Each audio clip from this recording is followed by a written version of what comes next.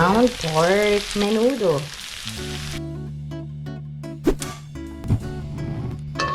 Put some olive oil, onion, garlic. Put na ground pork. Lagyan na natin yung ground pork. Olive oil.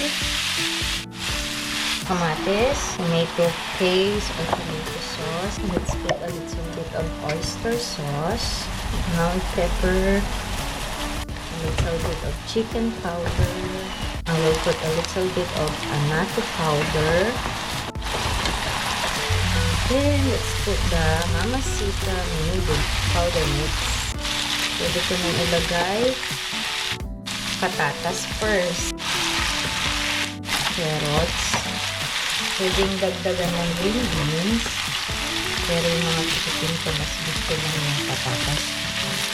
Pwede din maglagay ng raisins. Pero, nasa sa inyo na.